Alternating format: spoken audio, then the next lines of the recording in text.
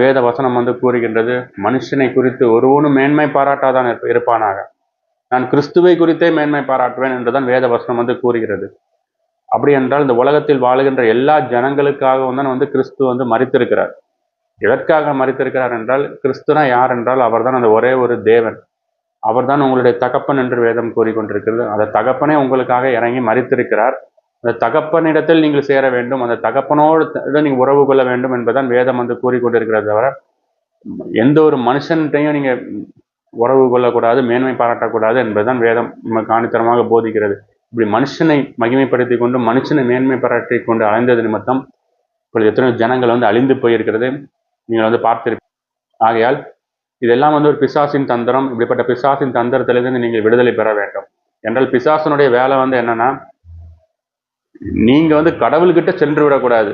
அதுக்கு அவன் என்ன வேலைனாலும் பார்ப்பான். நீங்க எந்த மனுஷங்கிட்ட ஏதாவது ஒரு மனுஷனுக்கு அடிமையாக்கிறோம்.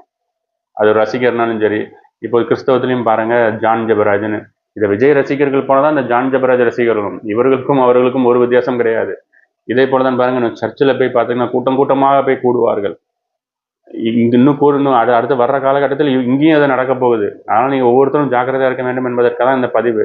விஜய் ரசிகர்களுக்கும் இங்க ஜான் ஜெபராஜ் ரசிகர்களுக்கும் இல்ல மற்ற ஒரு டினாமினேஷனுக்காக ரசிகர்கள், வேற ஒரு போதகனுக்கு ரசிகர்கள் நீங்க சொல்லுவது எல்லாமே ஒன்றுதான். அதனால் பிசாசனவனும் தெளிவா வேலை செய்வான். பிசாசனவனோட வேலை என்னன்னா, நீ எக்காரண காரணத்தை கொண்டு நீ கடவுள்கிட்ட சென்று விடக்கூடாது. நீ வேற யாருக்கிட்டனாலும் நீ செல்லலாம். இதுக்காக பிசாசு தீவிரமா வேலை செய்யறான். நீ கடவுள்கிட்ட சென்று விடக்கூடாது, நீ உன் பரம தகப்பன் கிட்ட சென்று விடக்கூடாது, நீ அந்த ஒரே தேவன் கிட்ட சென்று விடக்கூடாது என்பதற்காக திட்டமிட்டு வேலை செய்வான் பிசாசானவன். இப்படி அந்த பிசாசனம் திட்டமிட்டு வேலை செய்ததற்கு இவர்கள் பலிகடாக ஆகிவிட்டார்கள்.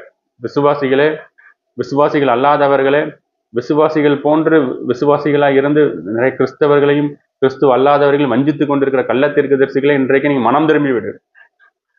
இது கிறிஸ்துவின் நிமித்தமாக நான் உனக்கு எச்சரிக்கிறேன். ஏனென்றால் அத்தனை ஆத்துமாக்களும் கிறிஸ்துவுக்கு நீங்கள் பதில் கொடுத்தாக வேண்டும். அவருடைய நியாய தீர்ப்பில் ஒருத்தனும் தப்ப முடியாது. ஜாக்கிரதை. ஆகையால் பிசாசான் தெளிவாக வேலை செய்வான். எப்படியாவது நீ கடவுள்கிட்ட சென்று விடக்கூடாது, அதுக்கு நம்ம தெளிவா வேலை செய்வோம். அதுக்கு தான் நிறைய ஊழியக்காரர்களை வைத்துக் கொண்டிருக்கிறான். கிறிஸ்தவத்துக்குள்ளேயே இருந்து அவர்கள் ஊழியம் பண்ணுவார்கள். அவர்கள் யாருக்கு ஊழியம் பண்ணுகிறார்கள் என்றே தெரியாது. அவர்கள்ட்ட போய் அவருடைய கடவுள் பெயர் என்னவென்று கேட்டால் கூட அவர்களுக்கு தெரியாது.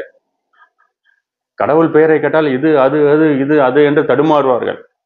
அப்படின்னா கடவுள் பெயரே தெரியாம எந்த கடவுளுக்கு இவர்கள் ஊழியம் பண்ணுகிறார்கள்? ஆனால் வேத வசனத்தை தான் எடுத்து போதிப்பாங்க.